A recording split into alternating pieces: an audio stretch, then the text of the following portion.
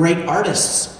Some of you draw and paint, sing, play an instrument, write stories. And the first time you did it, there was something about it that clicked with you. And you're like, I'm good at this. Wow. It took my friend 6 months to draw something this good. And look at this, I just started. You have this natural ability in that area. So it's the same with voice acting.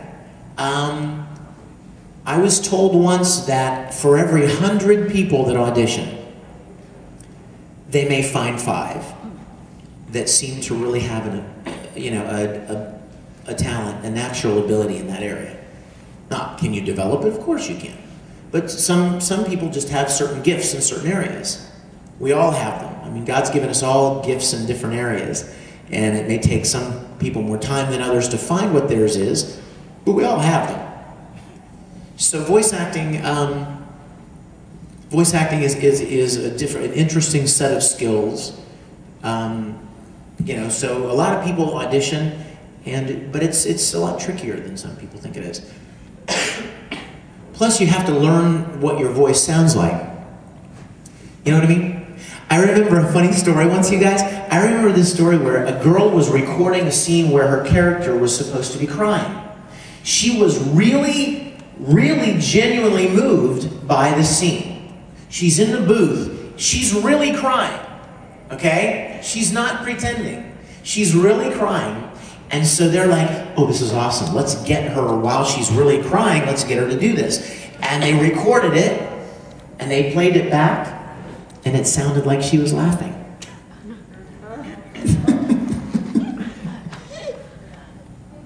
She was bawling her eyes out. But unfortunately, when you listen to the anime, you can't see her tears. All you have to go on as the viewer is the sound, right? So she had to act.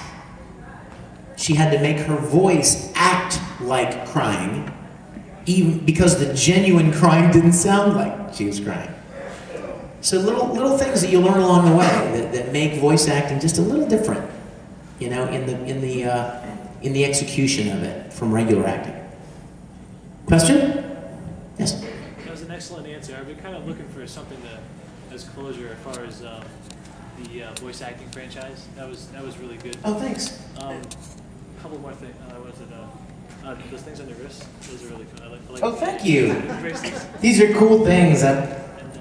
My girl and I found this at this awesome store down on Melrose. Actually, I saw, there's a guy that's on Stargate. Colin Cunningham is his name. And he and I became buddies at a convention in Australia, and he was wearing one of these. And I'm like, dude, that is the coolest thing ever. Where'd you get it? And so my sweet girl started doing a little research, and she found where he got it, and she got me one for Christmas. And you said that you were doing a lot of projects at once. How much do you think you can do before your voice strains, or how many are you doing right now? Like, that's a great question. At a time? He said, how many projects can you do before your voice starts straining, you know? It's not so much how many projects, it's how long continuous, and what kind of character. Oh, yeah. You know what, like Phi from Tsubasa, I could do Phi all day long. Because Phi is just very soft-spoken, he's very articulate, and he never really gets that flustered. I could do that all day long. All night long. I mean, that's not straining. But when you start talking about Broly from Dragon Ball, or, you know, or even, let's say, scenes where Ed is fighting, any of that kind of intense vocal stuff, you can only do that for so long. And if you do it for too long, and I mean just 1 second too long, you gotta know where that line is. And unfortunately, I don't always know where it is. I get so into sessions sometime, I'm like, dang it, let's keep going, you know, one more line. And you cross that line, and your voice is gone for a couple of days. And you can't do the characters that you normally do because you don't sound like yourself.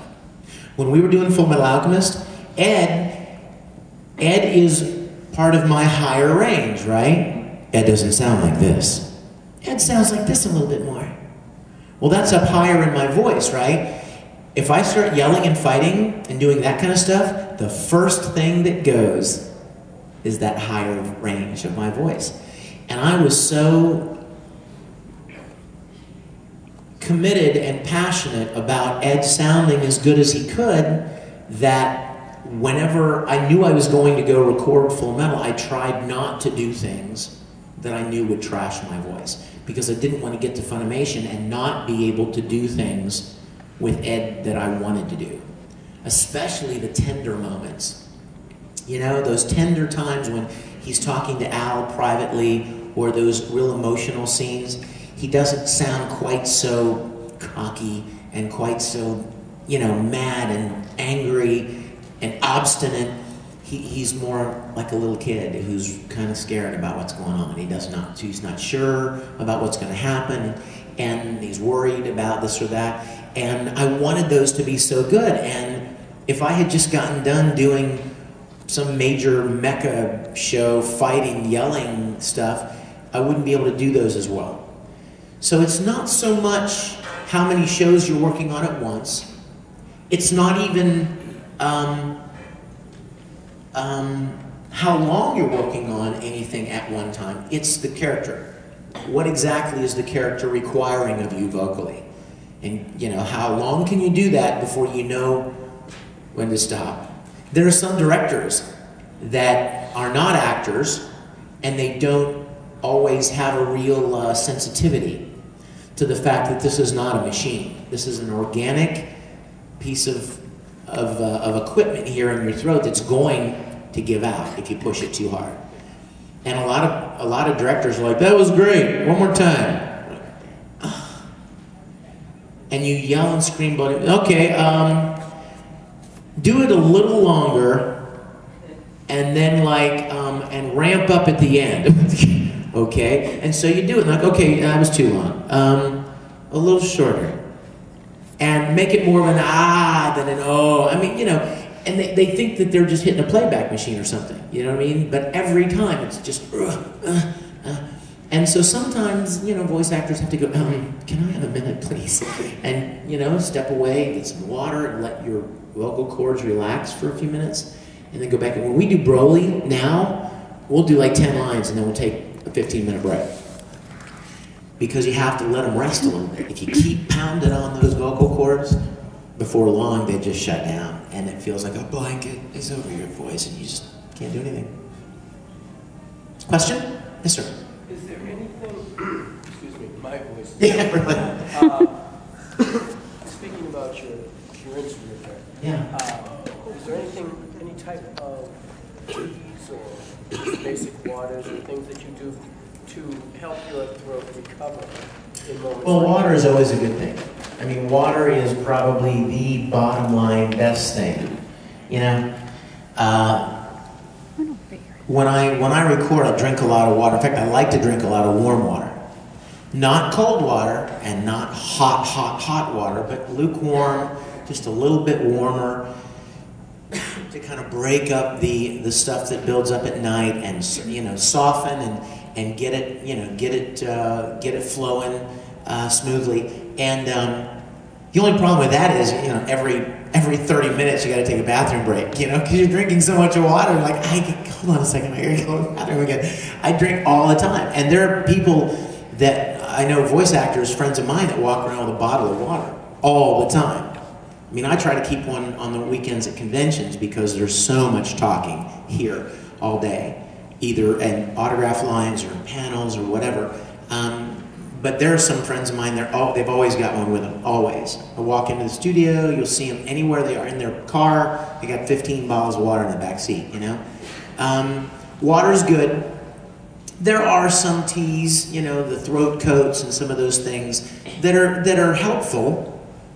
But to be honest with you, if you push your voice too hard, there's only one thing to do. Rest it. Shut up for a while. That's really it. Be quiet and let your voice rest a little. Question? Anyone else? Yes, sir. How long you were in Australia? Australia?